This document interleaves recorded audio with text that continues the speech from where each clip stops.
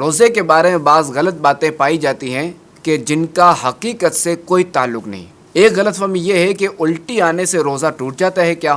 تو درست مسئلہ یہ ہے کہ خود بخود کتنی ہی الٹی آئے اس سے روزہ نہیں ٹوٹتا، البتہ جان بوجھ کر انگلی منہ میں ڈال کر الٹی کی، وہ اگر منہ بھر ہوگی تو اس سے روزہ ٹوٹ جائے گا۔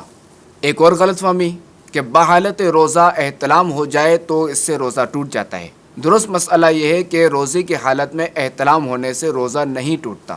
تیسری غلط فہمی، کچھ لوگ سمجھتے ہیں کہ تھوک یا بلغم نگل جانے سے روزہ ٹوٹ جائے گا یا مکروہ ہوگا، اسی بنا پر وہ بار بار تھوکتے رہتے ہیں۔ درست مسئلہ یہ ہے کہ تھوک اور بلغم منہ میں نگلنے سے روزہ نہیں ٹوٹتا۔ ہاں، منہ سے باہر نکالا، مثلا ہتھیلی پر ڈالا، ہتھیلی پر تھوکا اور پھر اسے دوبارہ منہ میں ڈال لیا تو اب روزہ ٹوٹ جائے گا، مگر عام طور پہ ایسا کوئی نہیں کرتا کہ اسے لوگ گن کھاتے ہیں۔ چوتھی غلط فہمی، کچھ لوگ روزے میں تیل خوشبو لگانے کو صحیح نہیں سمجھتے۔ درست مسئلہ یہ ہے کہ یہ کام روزے کی حالت میں جائز ہے۔ کیا روزے کی حالت میں سرما لگانا جائز ہے؟ تو سرما لگانے سے بھی روزہ نہیں ٹوٹے گا، البتہ کاجل کا حکم سرمے والا نہیں، کاجل سے پرہیز کی جائے۔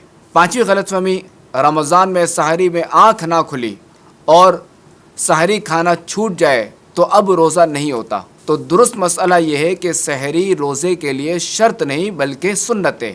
رات میں نیت کر لی جائے یا پھر زوال کا وقت شروع ہونے سے پہلے نیت کر لی جائے تب بھی ٹھیک ہے، لیکن سحری کا وقت ختم ہونے کے بعد نیت کی جائے تو تین چیزیں خاص مد نظر رکھنی چاہیے۔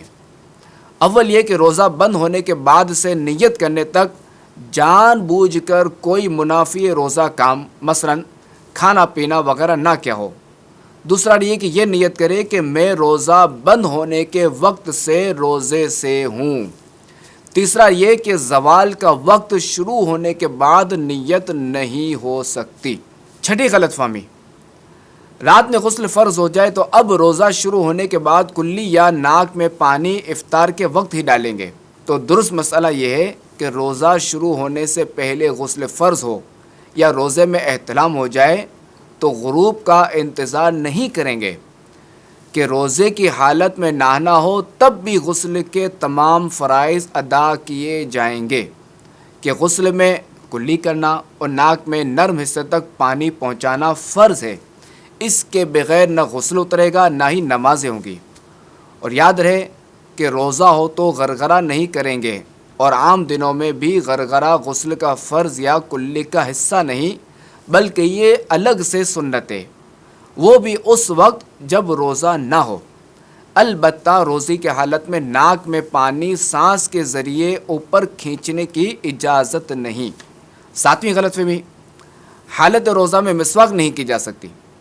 تو درست مسئلہ یہ ہے کہ مسواک بالکل کی جا سکتی ہے، البتہ یہ احتیاط رکھی جائے کہ ریشے حلق میں نہ جائیں۔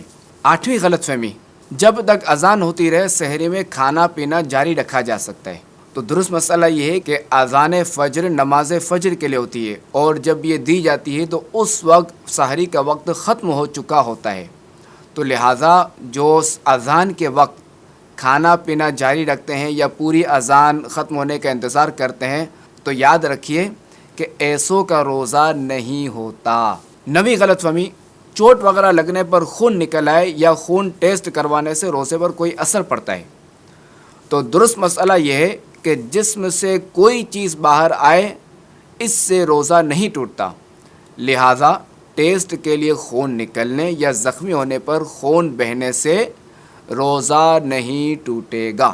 روزہ کسی چیز کے براہ راست معدے یا دماغ تک پہنچنے پر ٹوٹتا ہے، البتہ چند صورتیں مستثنی ہیں، جیسے کہ روزہ یاد ہوتے ہوئے جان بوجھ کر منہ بھر کے کرنا، جیسے انگلی ڈال کر الٹی کرنا، تو اس سے روزہ ٹوٹ جاتا ہے۔ 10ویں غلط فہمی، روزے میں انجیکشن لگانے سے روزہ ٹوٹ جائے گا۔ تو یاد رکھیے کہ روزے میں کسی بھی قسم کا انجیکشن لگوانے یا انسولین وغیرہ لینے سے روزہ نہیں ٹوٹتا، بلکہ اگر ضرورت ہے تو روزے میں ڈرپ بھی لگائی جا سکتی ہے کہ اس سے بھی روزہ نہیں ٹوٹتا۔ 11ویں غلط فہمی، روزے میں عطر یا خوشبو سونگنے سے روزہ ٹوٹ جاتا ہے۔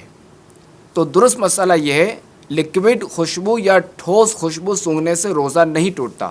البتہ اگر کسی نے اگربتی یا لوبان کا دھواں اپنے منہ یا ناک کے ذریعے اندر کھینچا جو کہ لا محالہ حلق میں جائے گا، اور یوں ہی کسی بھی خوشبودار یا غیر خوشبودار دھوئیں کی دھونی اس طرح لی کہ مثلاً اس کے دھوئیں کو ناک یا منہ سے حلق میں داخل کیا، تو اب اس طرح کرنے سے روزہ ٹوٹ جائے گا۔